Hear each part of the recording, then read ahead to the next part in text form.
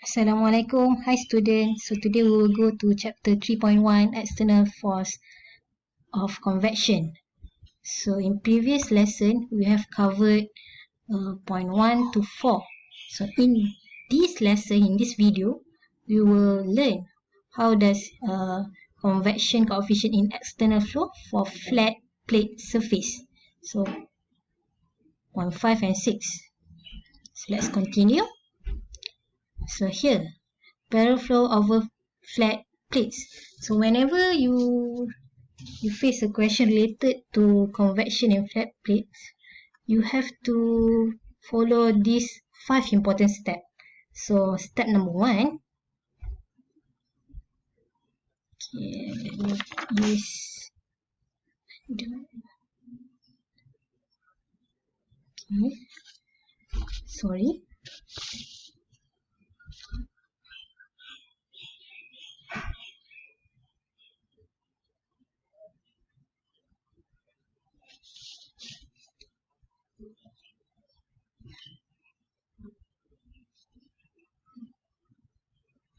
Okay.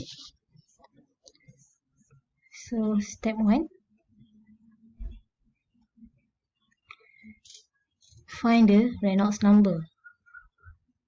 Reynolds number using this formula. Okay, so rho Vx divided by dynamic viscosity, or you can use velocity times x over kinematic viscosity. You can use either one. So x here, x is the length of your surface from point 0 to any point x. Okay, if the question say for entire plate, you have to replace the x with L. This is entire surface. Okay, second step, compare the result of Reynolds number, the Reynolds number, with critical Reynolds number.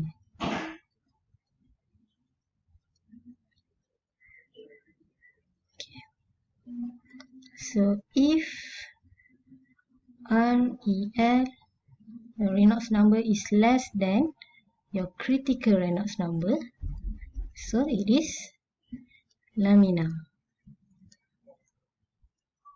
So if your Reynolds number is more than your critical Reynolds number, it is turbulent.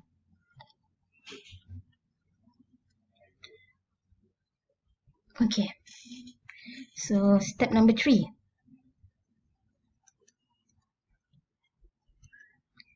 You have to find your Nusselt number. So later we look how to calculate for Nusselt number. Then step 4, from the Nusselt number that you obtain from step 3, you can calculate for H using this relationship. H is the heat transfer coefficient. So Nu equals to H times L or X over K. K is thermal conductivity. So therefore, your H is equal to NUK divided by L. Okay. Step 5. So once you know your H, you can solve for your heat transfer, rate of heat transfer Q for convection. So Q is equals to HA T S minus T infinity. Okay. If T surface is higher than T infinity. If T infinity is higher than Ts, it is the other way around. Okay, always higher temperature minus lower temperature. So, okay, until here. So, this is the step by step how to solve for Q from first step, you have to find the Reynolds number. Then followed by comparing Reynolds number with critical Reynolds number to check whether it's laminar or turbulent. So once you know it's laminar or turbulent, you can use the correct formula to find for Nusselt number. Step 4, after you find Nusselt number, you can calculate for H. Then use the H to solve for heat transfer, rate of heat transfer, Q. Okay. So just now I mentioned that we need to find Nusselt number. So Nusselt number is divided to two parts. They are local Nusselt number and average. So local Nusselt number is used at location X, specific point. Okay, if it is not the entire plate. So while the average Nusselt number is used for entire plate area. Okay, so these are the formula.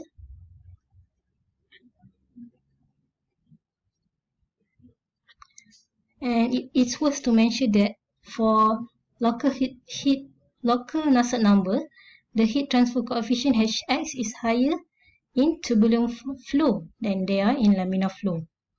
So this is a fact that you have to know. Okay, so what happens when your laminar and turbulent flow are significant? So when in the question it mentioned that the laminar and turbulent flow are significant, you have to use this equation, this bottom, this one. Okay, this question already cover both laminar and turbulent.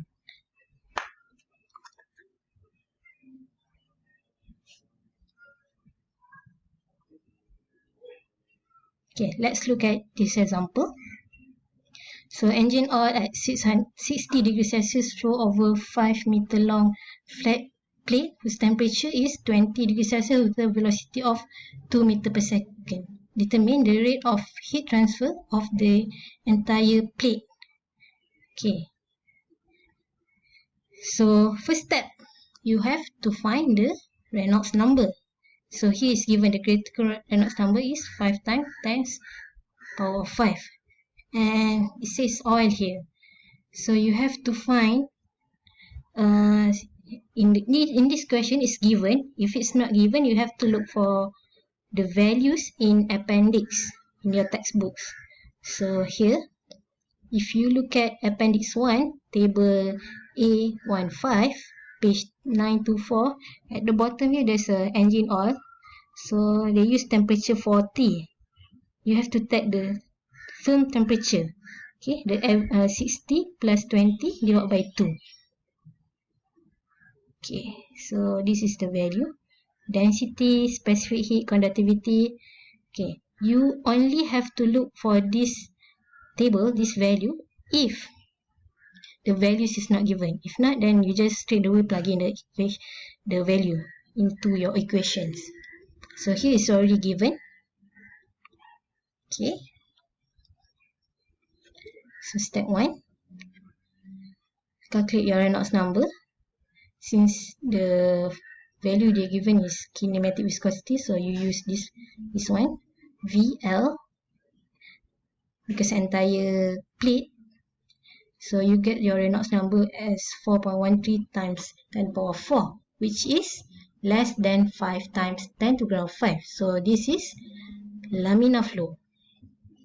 So you have to use the appropriate formula to calculate for NU. There should be a point here. So 0.6, you have to use this formula. Okay, PR is given from previous page. Reynolds number 0. This value plug in this.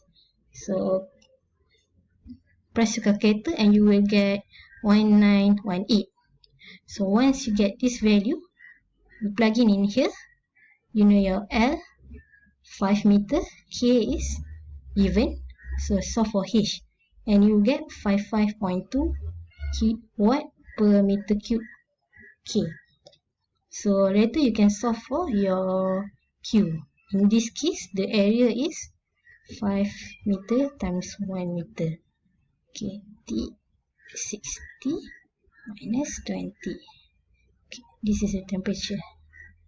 Okay, then you will get 11040 watt. Alright, so last part.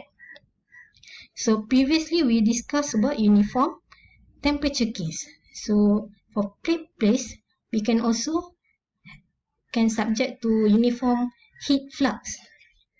Uniform heat flux is Q dot.